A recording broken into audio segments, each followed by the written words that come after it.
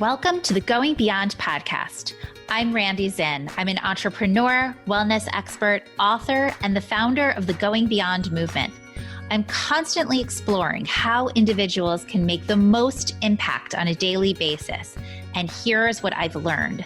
Your life is part of the change we want to see in the world. Your life is the movement. The work you do is that drop that causes that ripple effect of positivity. Let today's episode be part of your daily contribution toward change, the investment you make in yourself. Let it be the fuel you need to go beyond. Are you an entrepreneur, change maker, or looking to build or shift your brand in these wild and unpredictable times? The Going Beyond podcast is hosting our next virtual event on Sunday, October 11th at 7 p.m. to 9 p.m., and you won't want to miss it. Going Beyond Your Brand as You Know It is a virtual event that is focusing on the conversation that needs to be had. How are women facing the need to pivot their brands, their workflow, and their time spent cultivating their personal growth during a time of so much unknown? In celebration of the newly launched Going Beyond movement brand and website, we're creating a space for female talents and their voices and diving into how we can contribute to the change the world needs during this intense time in history. We want to open up, get real, and unearth best practices with women touching a variety of communities, products, and platforms. We welcome wholesome growth strategist and author Naisha Williams, founder of Hustle Like a Mom, Pamela Peckerman, co-founder of The Scribes, Pooja Patel, and co-founder and CEO of Free the Mind, Kim Norman Dobrin. Each ticket is $20, and all profits from the event go to Girls Inc., a nonprofit that focuses on the development of the whole girl. The combination of long-lasting mentorship relationships, a pro-girl environment, and research-based programming equips girls to navigate gender, economic, and social barriers and grow up healthy, educated, and independent. We cannot wait to support them. A big thank you to our sponsor, The Scribes. The Scribes have two simple goals. They design high-quality journals and support worthy causes. We can't wait for you to get to know this brand at this event. And with me, you can use promo code Going Beyond, one word, to get 20% off, and a portion of the proceeds will go to Girls Inc. Sign up for the event at goingbeyondmovement.com. See you there. Hi, everyone. Welcome to today's episode. I'm thrilled you're here, and I'm even more thrilled for this conversation. I'm hanging out today with actually a close friend of mine, but someone who I had really just in so many ways great luck of connecting with through the school, the New York Kids experience. But turns out we have so much community in common. We may have met otherwise, but we met in the moment that we did. So it was perfect. I'm joined by Micaela Ezra. Micaela is an illustrator, a textile designer, and a writer. She's the founder of AHYIN, a boutique collection of contemporary Judaica objects created with holistic intentions, and her work is just so beautiful. Micaela's most recent illustration work can be seen in Super Attractor and The Universe Has Your Back, a 52-card inspirational deck made in collaboration with a name you may know, Gabby Bernstein, #1 New York Times bestselling author and spiritual leader. And in Spirit Junkie, the third deck they're creating together, more good and beautiful work and spiritual guidance to come, releasing in fall of 2020. Micaela lives in Manhattan, only actually a few blocks from me, with her husband, Miguel, and their precious daughters, Aliyah and Charlie. I know them both. They are definitely precious.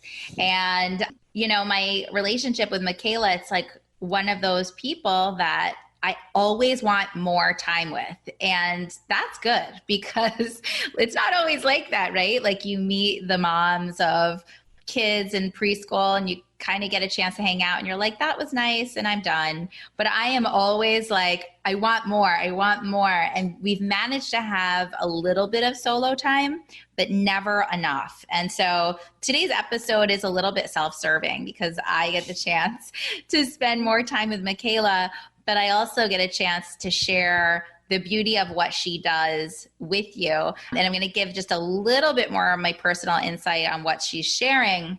And then we're going to introduce her directly to you guys. So besides Micaela's beautiful, beautiful artwork, she also has a really exceptional presence on social media. Her Instagram, and she'll tell you a little bit more about it, but she's sharing spiritual wisdom through the lens of Judaism, but it's incredibly universal and very powerful for people to understand the rhythms of nature, the rhythms of the holidays, the rhythms of womanhood, and how it all manifests through the Jewish calendar and through Jewish wisdom. And then, of course, all of her beautiful prose and thoughts are posted along gorgeous photos and her gorgeous art. So the whole thing is just like, I want to hang there, and I always feel so inspired. So I hope that you guys are all going to head over to her Instagram and to her website, and you're going to hear a lot more about what's behind it. But here she is with me. Welcome, Micaela. Hi, Randy. Thank you so much for that beautiful introduction. The feeling is so mutual. I always leave our time together wanting more, and I know that that will evolve over the years and our lifetime and through our daughters. So thank you for having me, and thank you for sharing all of that. Yeah, it's so beautiful when it's such a mutual feeling. And then you find out all the people that you've had in common, and you realize, like, energetically, you've kind of already been hanging out together. You just physically hadn't met. So that's how it has always felt. I just call it the New York serendipity. You know, this city, for me at least, has such a strong energetic pull, and it's led me to the most incredible relationships and transformative friendships. And to my husband, you know, the deepest relationship of them all. So I feel like us meeting is just an extension of one of those magical interactions. Yeah, absolutely. So I love your story, and I kind of feel like when I get to talk to somebody who has such depth to their work, but so much depth also to just their spiritual journey, it's like I just almost feel like I have to go back and say, okay, like, where did this all begin? You're an Australian Jew who ends up in New York. You found this really powerful expression of your spiritual life through, I would call it, like, again, the Judaic lens, but it's so universal. So tell us a little bit about how this all evolved for you. So I came to New York in 2006, and I came thinking I was here for one thing. I thought I was here to pursue my career in fashion. I was a women's wear designer. I'd graduated in Australia from college there. And at 24, I decided I would pack my bags on the advice of one of my teachers and get some experience in New York City. It was like the era of Sex and the City. You know, there was all of that excitement around the spirit of the city and what it would have to offer a young girl from a social standpoint and from a work standpoint and an experience standpoint. And so I came here with a bag of samples in the summer of 2006. They were all my brightly colored handmade lace clothing and a portfolio and huge ambitions and a lot of drive and energy and excitement and optimism. And I started knocking on doors, and a few weeks later I happened to be interviewed by a contemporary women's wear designer named Cynthia Steffe, and Cynthia offered me a job, and she said, you know, intern with us for 2 weeks, and if I see what I see in your books and if I see it in person, then you're part of our team. And that was the start of this chapter of my life. And so I worked with her. I came back with my visa, and I started this life as a women's wear designer in New York. I was living on 6th Avenue between 14th and 15th Street, and this new world unfolded for me. And to backtrack a little bit, my experience in Australia growing up, I come from a beautiful traditional Jewish home. I went to a Jewish day school, and so I was given a very cultural, traditional Jewish education, and connecting with the spiritual snippets that I received in those environments always spoke to my heart. I always felt very connected to the depth of our traditions. I felt very connected to the stories of my ancestry, particularly on my father's side. My great-great-grandparents had come from Iraq and Iran, moved to Calcutta, India, lived in India for 3 generations, and then come to Australia. My mum's background is Eastern European Jewish. Her grandparents, Europe, came from, present-day Soviet Union area-ish. Relations come from. Right, exactly. His cousin. And they actually all went to Sfat, which is a spiritual center in Israel, during the pogroms, and they settled in Sfat. And my great-grandparents on my mother's side went from Sfat to Australia in the early 1900s, and that's how my mother's family made their way to Australia.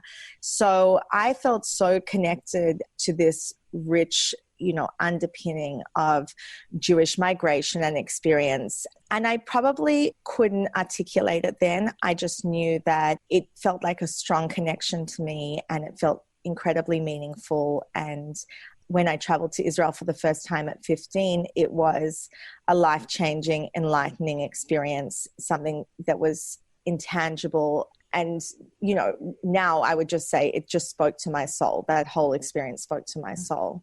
So fast forward, I'm then caught up in this world of fashion and studying and graduating and moving to New York. And I'm in this experience, and I have the classic, fashion experience in New York, the good and the bad. I'm working incredibly hard and long hours, encouraging. Some people around me were encouraging. I had a lot of very challenging experiences that now that I look at in retrospect really challenged a lot of my expectations about the world, about the way I would be greeted into a corporate environment.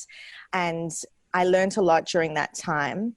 But what stands out to me was I wasn't buying at that time Vogue magazines and Harper's Bazaar in my free time. I was buying the Time magazine issue on Mother Teresa. I was craving reading and learning about these spiritual and transformational people in our culture who were doing things that were really from the heart, really places of service. So I was inspired by the beauty and the creativity and the art of fashion, but I was also searching for something else. And around that time, a friend of mine from Australia took me to a shiur, which is a lesson by a very prolific rabbi here named Rabbi Simon Jacobson. And Rabbi Jacobson, anything that you mentioned about me is what he does on a much larger, much more impactful, and much grander scale. He really interprets a lot of the essential Jewish teachings and delivers them in a way which is universal, personal, and very focused on meaning and healing and purpose. And I went to his lectures, and suddenly everything that I had learned in my childhood and early adulthood at school started to have this new framework and really make sense. And everything resonated with me so deeply. And it was as though, and I've had a few teachers like this, you sit there and listen to them. And even though it's new, it feels like you know it, because in some way there is just such a deep truth to it that it's recognized internally as they're speaking. And so it feels so familiar, even though consciously it's new information. And I started to feel this, and I had to revisit this dimension of Jewish life, which I had been not disconnected from in New York, but it hadn't been at the forefront of my attention. Living in New York was at the forefront of my attention. Being a designer was at the forefront of my attention. At one point, I realized the only connections I had on a day-to-day basis was wearing my Magen David, my Star of David, and keeping kosher. They were like the two anchors that I had in the midst of this world that was very not like dominated by other than a Jewish rhythm and culture. And so attending the rabbi's lessons and also reading his book Towards a Meaningful Life was a really transformational experience for me, because it started to unfold and open a new area that I felt deeply connected to and that I knew I needed to learn more about. And that combined with the underpinnings I'd received in my home and the teachings I had from school just together clicked and made a lot of sense. And it was like I had a new whole picture to work from. And I knew that this is the bedrock from where I wanted to build my life foundation and my life experience. It's so cool to hear you like go back and describe that, because it's almost like I look at everything that you're doing now. And I think about you as the designer and the artist, and then you as this person who found all of this spiritual connection and meaning through your Judaism. And then I look at what you've created and I'm like, wow, like, yes. The puzzle pieces start to come together. Exactly. Like, in the moment, you're having these experiences that you think are maybe isolated, and yet you look back and see there was a pathway. Yeah. And another beautiful thing is like a memory that I have of working in the fashion industry in those early years. I used to sit across from a colleague of mine, and she was Christian, and she would go every week to her Bible studies class. And I would go every week to my shiur with the rabbi. And then we would come in, and instead of us like, you know, talking about whatever was like the latest style, you know, we'd be doing our work and we'd be doing our sketches. And there we were relaying to each other what we had learned and finding the commonality between the stories. And that's something I feel like I want to continue tapping into more, is that shared experience between belief systems and cultures, and finding where we can learn from one another and where we're similar. Love that. And needed right now. So needed right now, always. And then fast forward, you know, so I continued working in the fashion industry for many years. And by the end of it, I was really burnt out. And a lot of the love that I had for creativity in that way, it just wasn't being fulfilled by the circumstances that I found myself in. And I decided I needed to take a break. It was around the time I got married, so everything was shifting in my life anyway. And during that interim period where I was really trying to evaluate, what do I want to do in the world? How do I want to be of service? Is this going to fulfill my deepest desires to continue working in this way? And really having that challenge of, what is my identity if it's not a fashion designer, you know, which we could talk more about later, this whole like shift in identity at different phases of our lives. But a friend from Australia in that period asked me to design her a challah cover that would be made in Mexico in a traditional Otami embroidery style.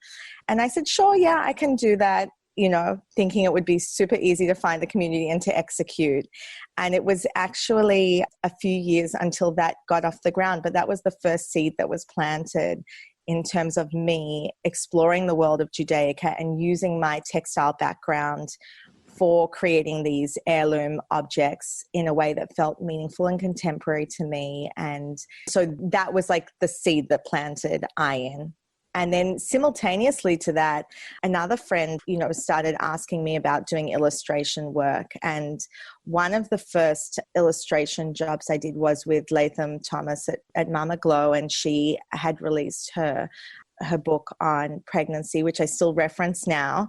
And so I worked with Latham, and that sort of opened the door to exploring illustration as a potential career path, because before that I had always drawn and always created and always painted, but I'd never thought of it as a viable option for a career. So those two things happened simultaneously, and I'm able to explore both of them still today. So I'm really grateful that those paths emerged from the space that was created when I took a step back from what I thought I was supposed to be doing in New York, which was becoming this designer. So interesting how you can look back and see that, you know, and I think we can all reflect on these moments in our lives too, where we make that kind of brave choice to step out of the rat race or the predictable path that you had been on, and to give that pause. And then when those little moments happen, that can absolutely change the trajectory of everything that you're doing. And yet it's absolutely connected to everything that you already are. So I love that. And I think most of us, if we kind of stop for a second and think about our own story, we can see those moments of exchange and where those happen. So true. Mm-hmm. Yeah. And then that, that also, those moments are really so potent with opportunity for emotional and spiritual growth.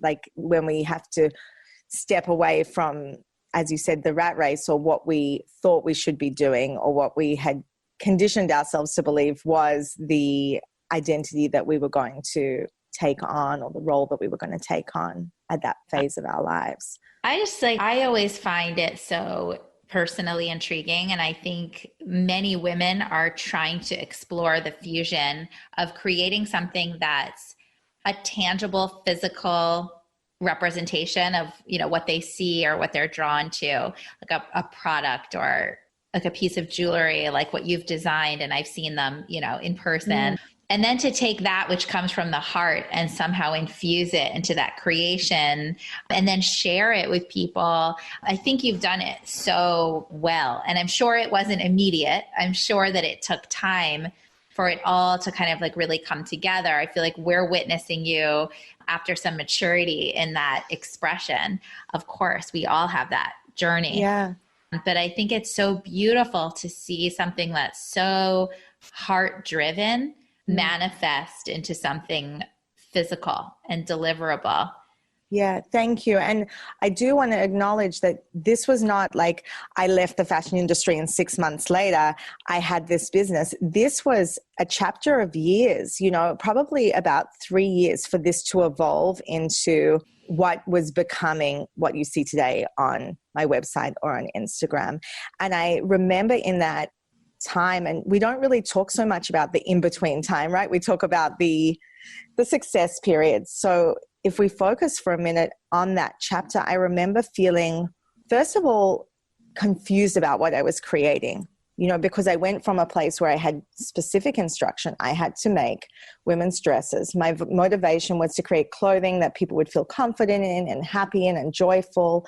But suddenly I no longer had that framework. So once I was sitting down, creating open-endedly, it's like at the beginning sometimes when you start writing or you start painting, it's messy and it feels garbled and it feels like there's no direction to it. And for many, many months, I was creating in that way. I was creating and thinking, what's the purpose of this? Am I just creating for creating's sake? And I was still in that mindset of there has to be a goal, there has to be a product, there has to be a framework.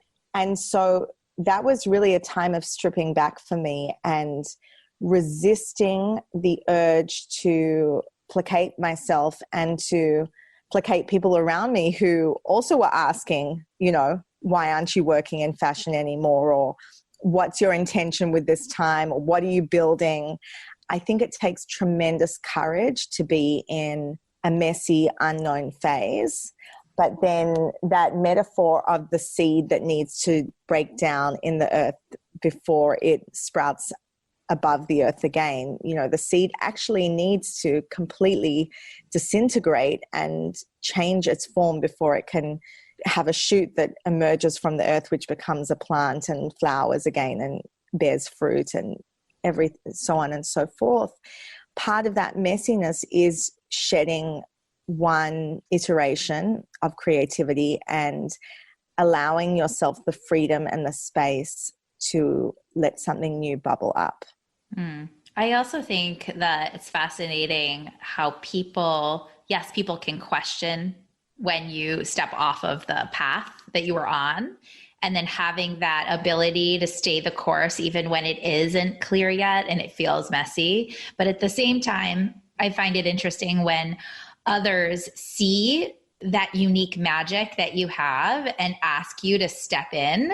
And I can only imagine that Gabby wanting to partner with you on the decks and the beautiful creations that you've done with these spiritual mantras met with your illustrations. It's like it also takes other people who want to come together with you and see what you kind of mix together in that very unique potion and what you have to. Right. I also find that really interesting. Right. Like there's definitely an alchemy that comes when you have the blessing of meeting someone who recognizes something in you that you may or may not completely honor in yourself yet. That is a gift. That's almost the role of a mentor or a mentoring friend. And Gabby and I met wildly on that first trip of mine to New York back in 2006. It was another, transformational serendipitous encounter in New York.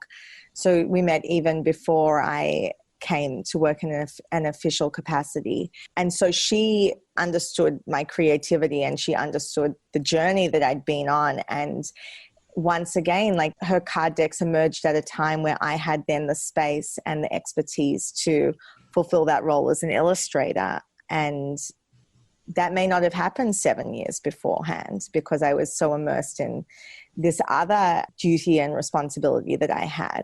But yeah, we have many funny stories from that time of being in New York in the days of fashion, in the days of my fashion career and everything of that era. Sex in the City, New York era. Right. We were all right.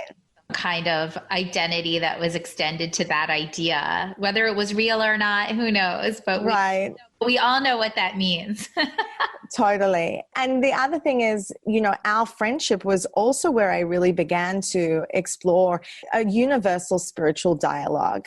She really introduced me to, in a very innocent way, because it was just what she was devouring at the time, books on Marianne Williamson and Wayne Dyer. And so this universal spiritual experience, which at the time was really not at the forefront of like popular culture in Australia, it's much more common now, but at that time, that was not part of the ether in Sydney, and at least where I was. And so in tandem to this Jewish spiritual exploration and education I was receiving from Rabbi Jacobson and other sources, I was receiving this universal spiritual teaching through Gabby's connections, to these different authors. So while I was in this world of fashion, there were these like really, really soulful voices speaking to me and influences coming through that I found myself increasingly drawn to and knew that this would play a huge role in the way I wanted to live my life. Yeah. It's really interesting. I have like a bunch of things that I want to mention here. I think something that's become a little bit more mainstream, I'm thinking about your jewelry for a moment. For those of you who head over to Micaela's site, you'll see that she has beautiful jewelry line that uses Hebrew terms for messages like hope and faith, except it's in Hebrew. And the look and the feel, it feels like absolutely anyone could wear it. And I think of like a brand like Satya, remember Satya, Yes. Like Hindu mythology and like the yogic tradition. And you would see almost anyone wearing an Om symbol. And it sort of signifies I'm a yogi, right? Or right. a spiritual person. We take note that in the Jewish faith, people aren't necessarily wearing Jewish stars or Hebrew words unless they're Jewish. But what I find really beautiful about your work, Micaela, is that I could imagine anyone of any faith wearing that bracelet, that word, and it's a Hebrew word. And I think it does energetically, but also creatively, like the actual design of it stem from this space of connection to God, connection to self, is this universal experience and can be and should be. And I love that about your work. And I'm really highlighting that because specifically at a time like this in this world, and I do want to kind of open up our discussion a little bit about to this contemporary period of time we're living in. I think the messages of connection, creativity, compassion, and open dialogue between belief is critical. And my personal feeling is it's always been through the arts, whether that's music, fine art, writing, that is where people are going to find their meaning and their healing. So I just really wanted to highlight that I see that in your work. Thank you. I first want to acknowledge that all the jewelry is handmade by my dear friend and talented jeweler. Her brand name is Dana Faith Jewelry, and we collaborate on the pieces. Part of what I love doing is working with artists and artisans around the world to bring these, bring a new life to Judaica objects, but present them in a way that feels meaningful and relevant to me, because so much of this brand and so much of what I'm trying to do when I write something on Instagram or on social media or in a blog post is to allow people to find a new connection to something that they may not have knew existed, something they may not have felt connected to before. There is so much beauty and wisdom in the Jewish tradition coming from the Torah, which is our source of our guidebook for living. And a lot of it can be lost. And I feel there is an urgent need in our world for us to tap into the beauty of that wisdom and heritage, and to be able to understand it in a way that feels relevant to our modern lives in order to be able to transmit it effectively to our family and bring its light to the people around us and its healing attributes to the people around us. And that can be said for every spiritual tradition and every belief system. I have incarnated in this life in a Jewish body, and this is what I feel connected to. And so that is what I feel my path is to share with the people around me. So part of those words that we've created is, we believe in Judaism that each word carries immense blessing and immense meaning, especially the Hebrew form of the word. And that is even more magnified when it comes to a name. But even taking the word, I wanted to create something that anyone in the West could look at and read. So you wouldn't have to be able to read Hebrew to know the word. So you can then pronounce it, and then you can explore, well, what does this word stimulate for me? What does it trigger for me?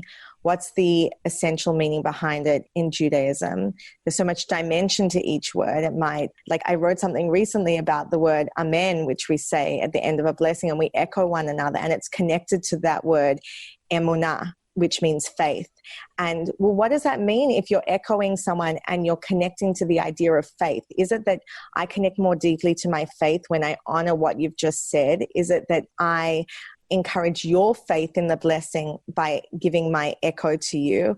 So we can start to explore the connections of these Hebrew words and understand them more deeply and understand ourselves more deeply. So that's part of the message behind the jewelry.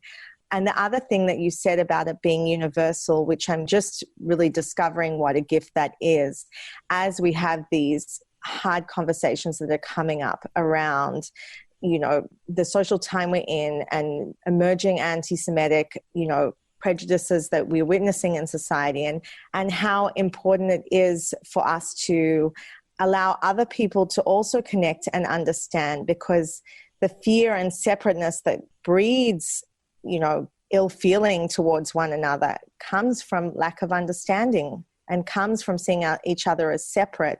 And so if we can find those threads of connection and commonality, we have greater hope of standing together and feeling united and feeling less overwhelmed by the fear that leads to division. Yes.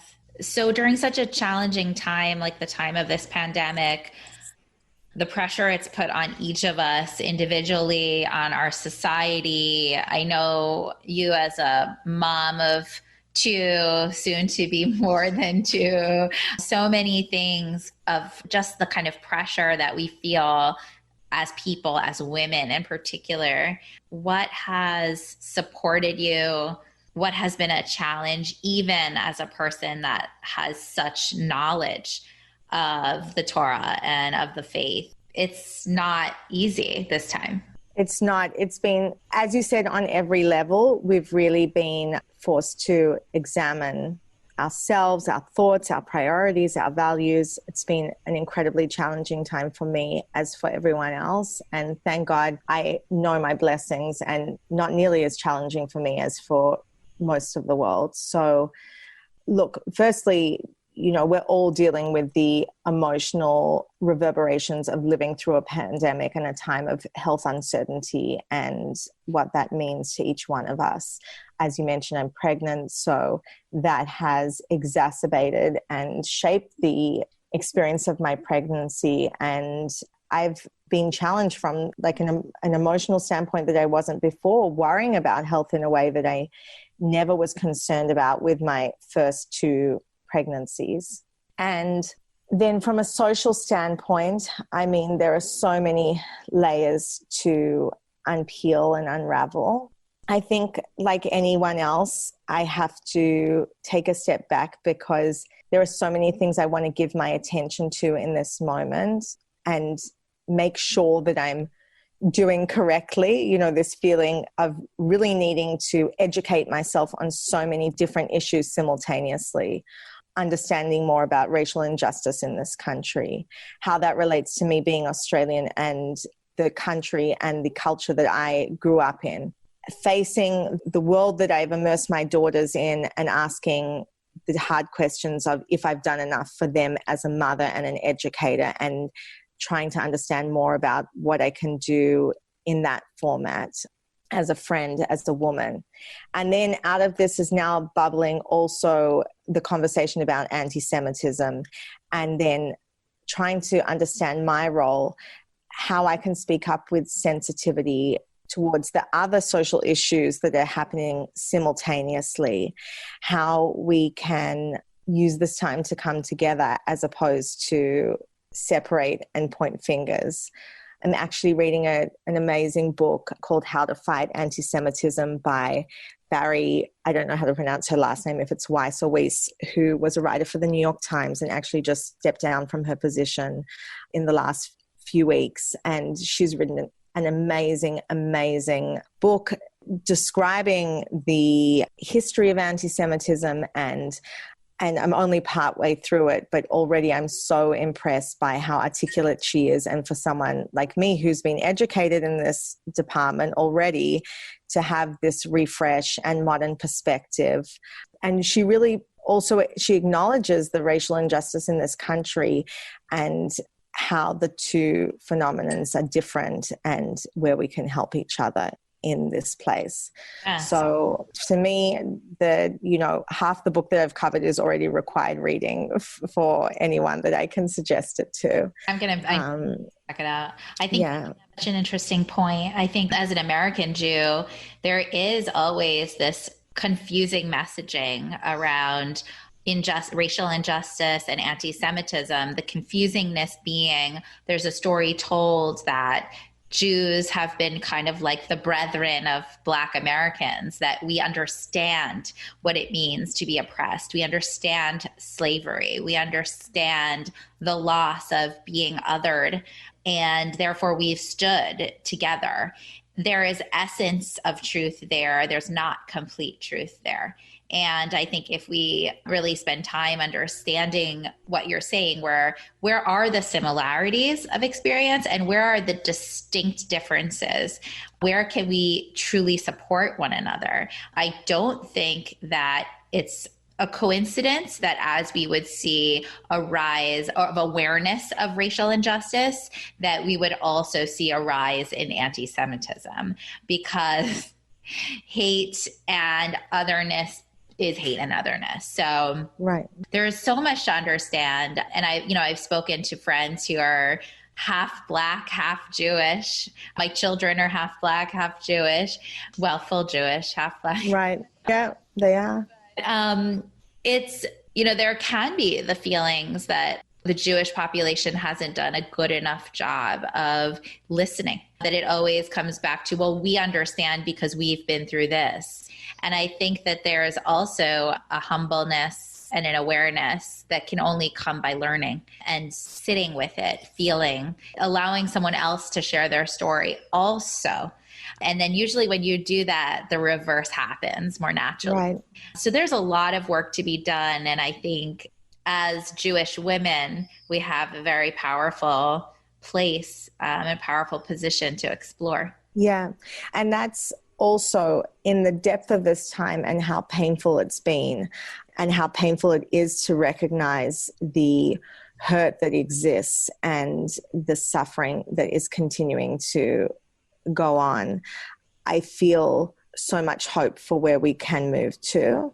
And I feel very empowered to keep having these conversations. And they're even difficult for me to articulate. You know, at this stage, I feel like we're still gathering the words around it. We're still acknowledging the parts that we all play in each of these injustices. And one of the, primary tenets of the Torah, like they say, like, never forget the stranger because you were strangers in the land of Egypt. Like, you also suffered. And so this is something that is so central and core to our belief system that we really have to not just take that line at a surface value and read it once a year when we sit at the Seder table on Passover. We really have to consider how that's playing out on a daily basis in our lives, in the society we find ourselves in.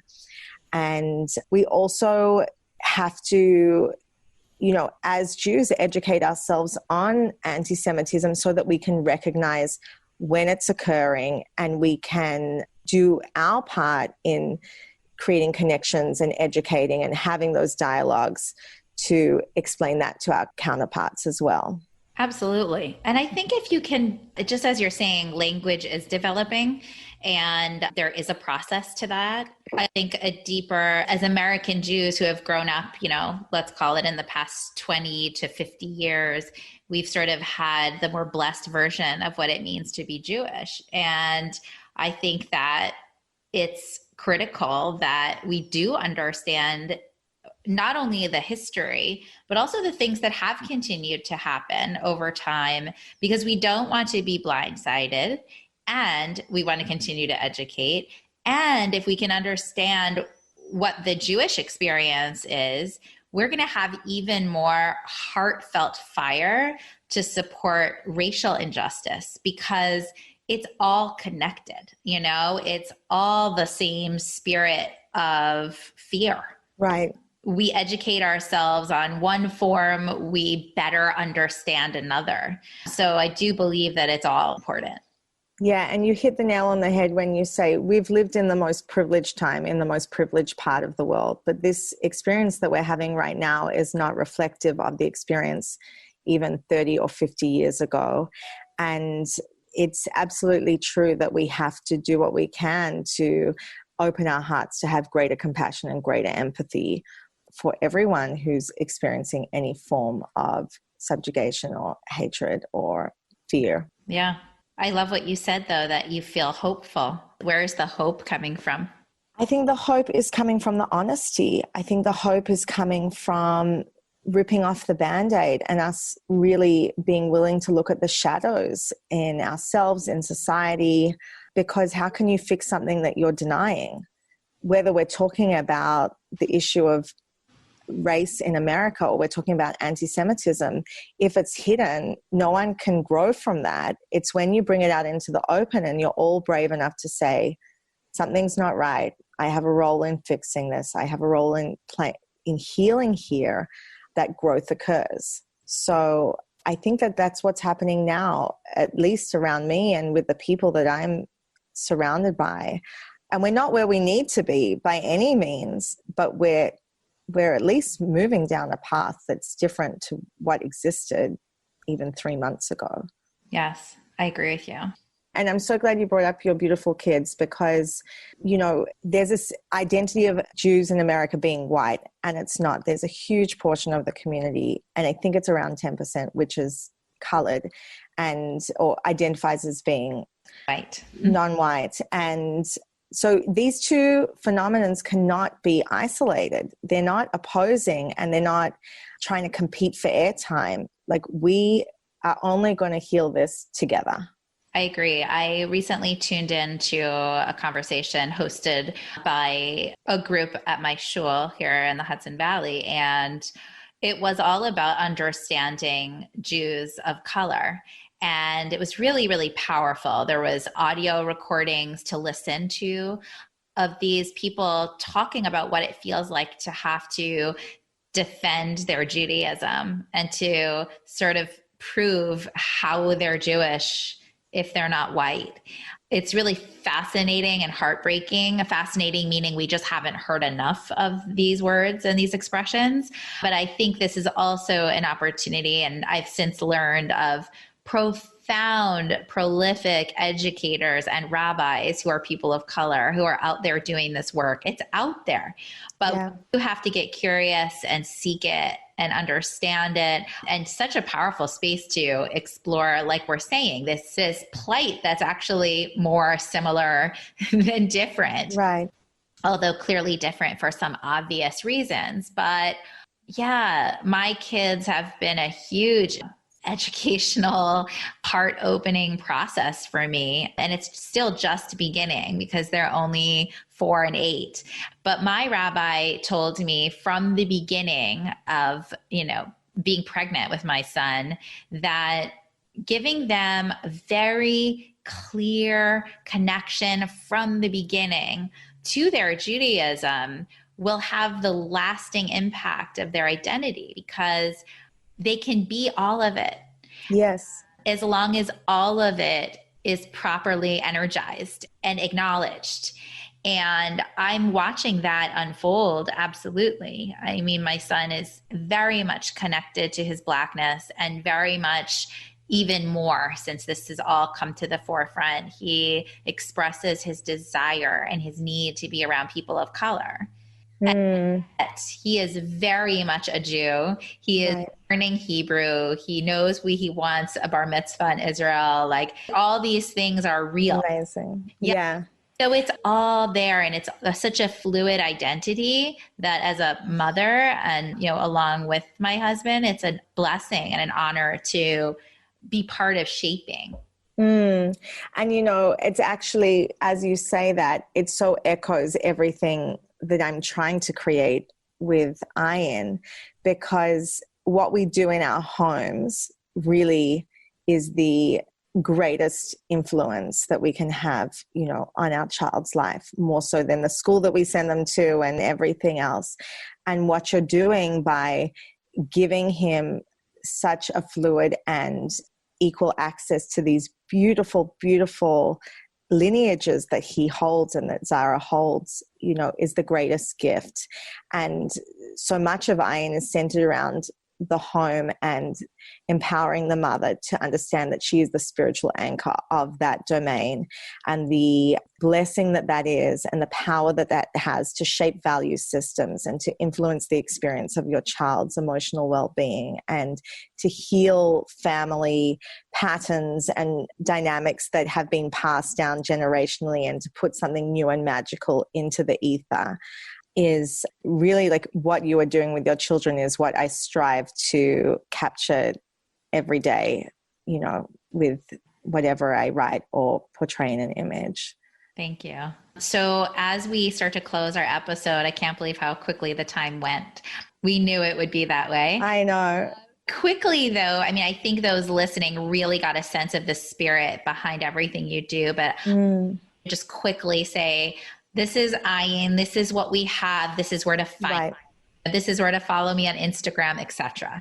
Okay. So AHYIN is a brand of contemporary Judaica objects, textiles made with artisans throughout the world. Everything is handmade. You can find us online at www.AHYINJudaica.com, on Instagram under my name currently, Micaela_Ezra. What else do I have to relay here? My illustrations and work with Gabby can be found mainly on Amazon. You can type in my name or Gabby's name and you'll see all the illustrated products that we work on together. And how do you spell it? You will write it. Oh, yes. AHYIN. It means I in Hebrew. It's also a letter in the Hebrew alphabet. There's a lot of spiritual significance as to why I chose this as the name for my brand, which could have its own episode, but you can read about that on my blog as well. And please contact me if you have any questions about Judaism or Jewish mothering. I will try and answer all your questions, point you in the right direction. Thank you. Yeah, Micaela, thank you so much. I feel like this conversation was just all the things I just want to sit around and like hang out with you on a picnic blanket and just talk about all day long. Oh my goodness, me too. Thank you for having me so much. And thank you for allowing me to share my story with you and your listeners. It's such an honor to be here. And as you said, I feel like there's so much we didn't touch and we didn't cover, but to be continued in another way. And yeah, thank you for having that open dialogue with me. Thank you. And thank you, Micaela, for all of your work. It's so necessary right now. It's so powerful. We all need it. So I know our listeners are going to head over to your site to look at your beautiful work and head over to your Instagram to get all of your inspiration. It's so needed right now. Thank you. Yeah. And I should mention there's another website under my own name, which is not my company name. So if you're just looking for more information about illustration or about me or about Judaism without the products, it's micaelaezra.com. Awesome. We'll put all of Micaela's information in the show notes for this show. So do not fear. You can just head over and check it all out and learn more about her. So listeners, thank you so much for hanging out with Micaela and I today as we explored our spirituality, our Judaism, our creativity, and how it's all kind of flowing together during this very unique period of time. So take care of you as always, and I will see you next time.